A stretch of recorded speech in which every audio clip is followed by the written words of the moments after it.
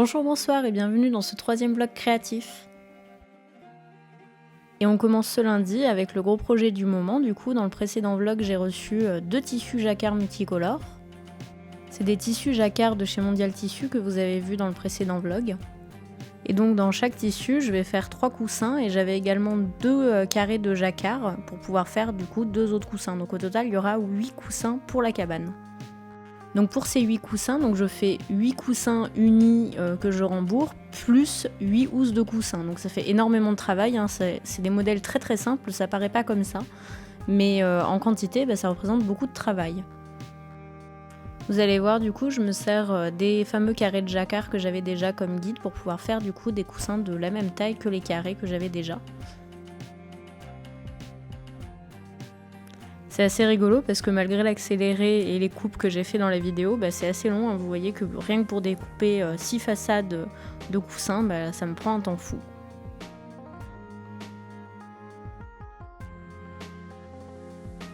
Donc il y a ce tissu hexagonal et du coup il y a un tissu à triangle en forme de... ça fait un peu des vitraux. C'est super joli, vraiment j'ai craqué sur ces 2 modèles de la même collection du coup chez Mondial Tissu en multicolore. Et c'est exactement dans les tons que je voulais utiliser pour la cabane, donc ça sera multicolore, maintenant vous le savez. Et on arrive du coup enfin à la dernière coupe donc de ces carrés qui serviront de façade pour les coussins. Bon, je suis descendue quelques minutes et je me retrouve déjà avec mon pot de colle préféré qui colle parfaitement avec mon sarouel. Jaune et noir comme lui avec ses yeux jaunes. Vraiment les sarouels c'est incroyable, hein. C'est un aimant à chat. Dès que je m'assois quelques minutes, je me retrouve avec un chat assis sur les genoux. Vous allez voir juste après, c'est très furtif, mais du coup j'ai réussi à filmer Hugo qui s'amuse à faire tomber ma règle pendant que je suis en train de tracer. Donc voilà, c'était son jeu de la soirée.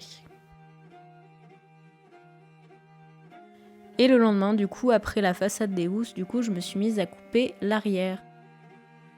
Et malheureusement, je me suis trompée de métrage, c'est-à-dire qu'il me manquait de quoi faire 4 pans de face arrière, donc de quoi faire 2 coussins du coup. Donc du coup, il va falloir recommander du tissu. Alors je suis pas fan de faire des commandes pour juste un bout de tissu, donc je vais attendre un prochain projet ou la prochaine fois que j'aurai besoin de tissu et de faire une commande. Du coup voilà, ça sera pour plus tard, hein. Il y aura 6 coussins déjà, ça sera pas mal, et ça fait déjà beaucoup de travail. Et puis les 2 autres viendront s'ajouter dès que j'aurai une commande à faire. Hop, un petit coupon de lin du coup, dont j'aurai besoin pour finir les 2 coussins manquants. Et du coup, une fois la coupe des faces arrière terminée, je passe du coup au repassage pour être sûr que tout soit bien à plat. Et enfin,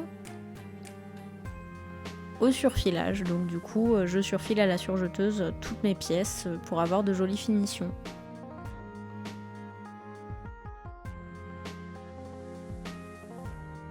Et le mercredi du coup, je vous avais prévenu, c'est le gros projet de la semaine.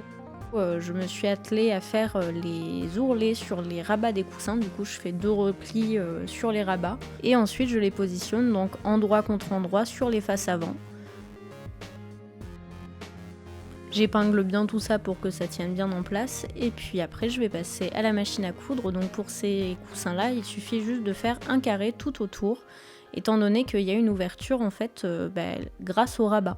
Donc on peut les retourner facilement.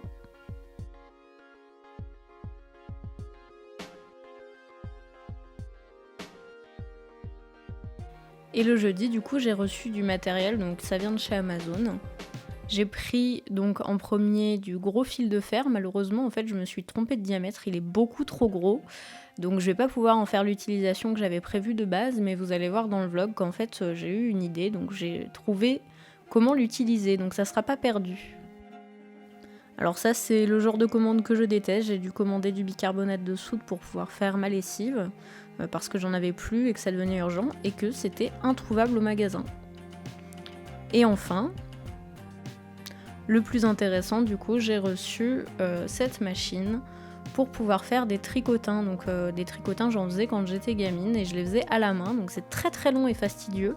Mais pour le projet que j'ai, il me faut un petit peu de rapidité et en fait c'est pas la partie la plus intéressante du projet pour le coup de faire le tricotin, c'est plutôt la suite et vous allez le voir dans ce vlog parce que du coup je vais m'y mettre tout de suite. Vous allez très vite comprendre de quoi il s'agit. En fait, c'est les petites feuilles en tricotin et les petits motifs que vous voyez du coup sur l'habillage de la chaîne, donc quand il y a une transition pour un jour de la semaine. Donc c'est à ce moment-là que je les ai fait dans les vlogs.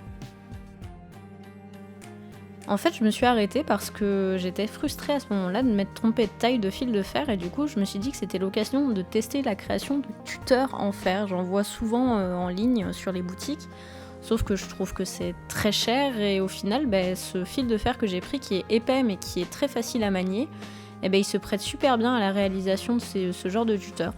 Donc là, vous me voyez, c'est un accéléré, il suffit de taper et j'ai réussi à former une sorte de U pour faire un tuteur pour ma Monstera. Donc pour l'instant on n'en a pas trop besoin, elle se tient bien, mais en tout cas c'est super joli. Et donc du coup pour faire les fameux motifs en tricotin, il faut d'abord une base. Donc du coup je dessine un motif en one line heart, c'est une manière de dessiner où en gros on lève pas le crayon. Donc là vous me voyez lever le crayon forcément, mais c'est que ça me sert de guide en fait. Et donc du coup je tricote la partie qui me servira du coup à réaliser la feuille en tricotin. Là vous me voyez, du coup je suis en train d'essayer de former la forme avec du fil de fer. Donc le fil de fer rentre à l'intérieur du tricotin, en fait il faut l'enfiler dedans une fois que la forme est faite. Donc c'est un peu fastidieux, honnêtement j'avais jamais travaillé de fil de fer et c'est plutôt compliqué.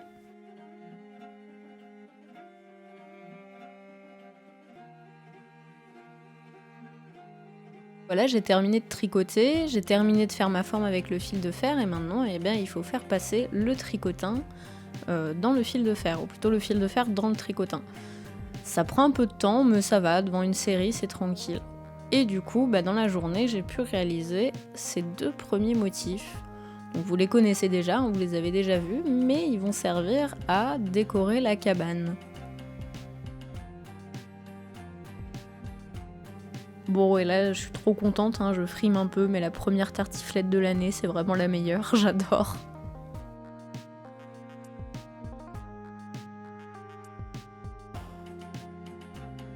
Et le vendredi, je confesse, j'ai recraqué dans la boutique de Pauline de Bulbe Bizarre. En fait, il y a quelques semaines, je lui avais envoyé un message pour lui dire que j'étais à la recherche d'une Oyabella.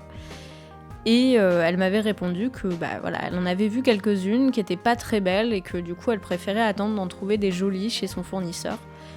Et au bout de quelques semaines, je l'ai vue apparaître sur la boutique et je pouvais pas ne pas craquer. Vraiment, ça a été craquage direct. De toute manière, je l'attendais, je la voulais absolument.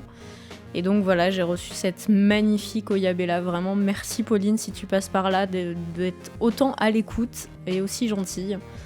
Et surtout qu'elle m'a fait une surprise. Il y avait déjà une hampe florale sur cette Oyabella et quand je lui ai envoyé un message pour la remercier et pour lui montrer la hampe florale, elle m'a dit qu'elle avait fait exprès parce qu'elle savait que j'avais attendu pendant longtemps cette Oyabella.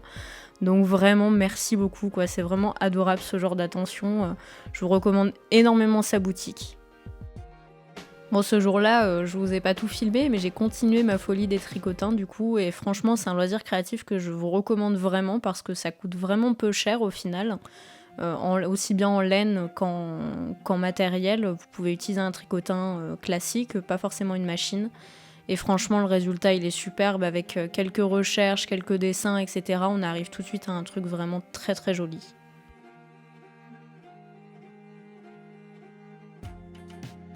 Et la surprise continue, il y a une des hampes florales de la Oyabella qui a éclos cette nuit-là, vraiment. C'est vraiment une plante magnifique. Et aujourd'hui, du coup, j'ai trouvé la détermination pour pouvoir faire un gâteau au chocolat.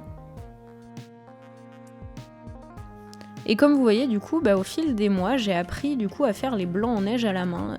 J'ai pas voulu acheter de batteur. J'aime pas avoir trop d'électroménagers différents parce que ça prend extrêmement beaucoup de place pour un seul usage une fois de temps en temps. Et franchement, je vous invite à essayer si vous n'avez pas de batteur. Plutôt que avant, je me limitais, je faisais pas de gâteau avec des œufs en neige justement parce que j'avais pas de batteur. Et en fait, c'est hyper simple. Pour la cuisson, je mets en cuisson lente, c'est-à-dire que je fais cuire au début en haut et en bas. Ensuite, je mets à cuire que en bas et du coup, ça fait qu'au centre, c'est complètement liquide, enfin presque liquide. En attendant la cuisson du gâteau, j'ai fait le repas du soir. Donc aujourd'hui, c'était pâtes fraîches au poireau. Et donc le dimanche, j'ai continué la couture des coussins, donc des housses de coussins. Donc là vous me voyez en train de coudre. Et ensuite je vais vous montrer du coup comment je retourne les housses. Donc en fait je retourne d'abord les 4 coins que je fais bien ressortir. Là on voit pas mais à l'intérieur de la housse j'ai une espèce de grosse aiguille à tricoter que j'utilise pour faire sortir les coins, pour faire en sorte que ce soit bien un angle droit. Donc voilà. J'avais déjà 2 coussins du commerce, donc du coup j'ai mis les housses dessus pour pouvoir essayer. C'est toujours aussi bien accompagné que je termine ce vlog. Je vous remercie d'avoir regardé, je vous invite à vous abonner, à liker et à partager si ça vous a plu.